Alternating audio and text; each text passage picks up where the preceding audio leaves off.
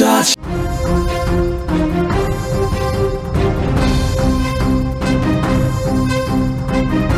ప్రొద్దుటూరులో కన్న తల్లినే అత్యంత కిరాతకంగా హత్య చేసినటువంటి యశ్వంత్ ఉదాంతం ఎంత సంచలనంగా మారిందో మనందరికీ తెలిసిందే.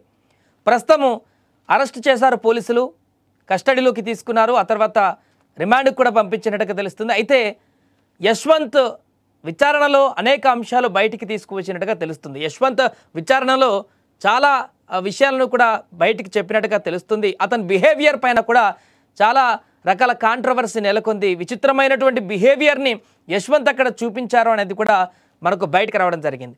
ఇప్పుడు మరొక ట్విస్ట్ ఏంటంటే, యశ్వంత్ అక్కడికి వెళ్ళిన తర్వాత, జైలుకు వెళ్ళిన తర్వాత పోలీస్ అధికారులతో ఒక సరికొత్త సెంటిమెంట్ జ్వాలను రగిల్చినట్టుగా కనపడుతుంది.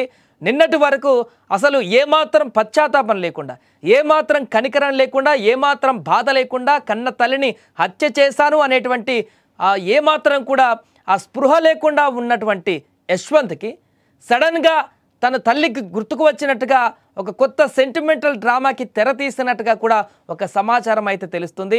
ఇప్పటికే పోలీసులు అన్ని కోణాలలో కూడా ఈ కేసుని క్షుణ్ణంగా పరిశీలిస్తున్నారు, దర్యాప్తు కూడా చేస్తున్నారు.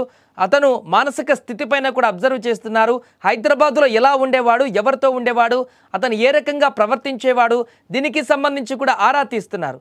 ఈ నేపథ్యంలోనే నిన్న ఆల్రెడీ దేవుడు నేనే దేవుణ్ణి అంటే నమ్మలేదు కాబట్టే తన తల్లిని చంపేశాననేటువంటి ఒక అంశాన్ని తను తెరపైకి తెచ్చినట్టుగా, అదేవిధంగా డబ్బులు అడిగితే ఇవ్వలేదు కనుకే చంపేసినట్టుగా, ఇలా రకరకాల అంశాలు కూడా తెరపైకి రావడం జరిగింది. ఇలాంటి సందర్భంలోనే ఏమాత్రం కూడా సంబంధం లేకుండా ఒక్కొక్క విషయం బయటకు వస్తుంది. యశ్వంత్ తాజాగా తన తల్లి గుర్తుకు వస్తుంది అనేటువంటి ఒక సెంటిమెంట్ని అక్కడ పోలీసుల ముందు అక్కడ రాజేస్తున్నట్టుగా కనపడుతుంది. ఈ అంశం ఇప్పుడు అక్కడ కొంతమంది ద్వారా బయటకు వచ్చినట్టుగా తెలుస్తుంది. అయితే యశ్వంత్ చేస్తున్నటువంటి ఈ డ్రామాను నమ్మే పరిస్థితి లేదు. యశ్వంత్ పూర్తిగా ఒక క్రూరమైనటువంటి చర్యకు పాల్పడ్డాడు.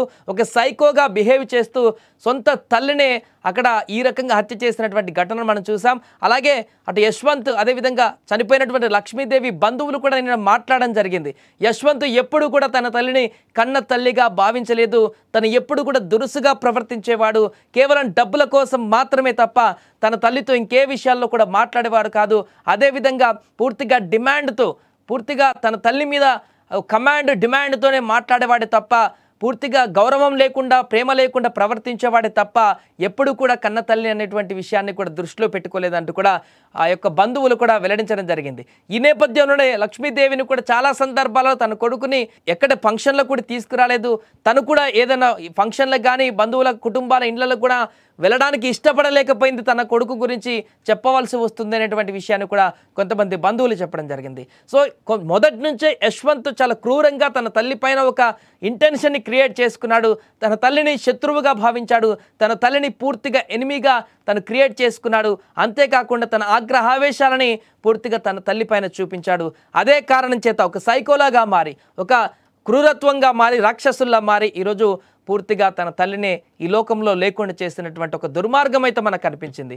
ఏదేమైనా కూడా తన విచారణలో చెప్తున్నటువంటి అంశాలు, తాజాగా రిమాండ్లో చెప్తున్నటువంటి విషయాలన్నీ కూడా ఒక్కొక్కటిగా కొంత బయటికి రావడం చూస్తుంటే యశ్వంత్ మానసిక స్థితి, తను డ్రామా ఆడుతున్నాడా లేకుంటే నిజంగానే తన మానసిక పరిస్థితి ఈ రకంగా ఉందా, రోజుకో రకంగా మారుతుందా, లేకుంటే ఇదంతా ఈ యొక్క పెద్ద ట్రాజెడీ నుంచి బయటపడడానికి ఒక డ్రామా క్రియేట్ చేసుకుంటున్నాడా తనకు తనేదని మాత్రం ఇప్పుడు ప్రశ్నార్థకరంగా మారింది.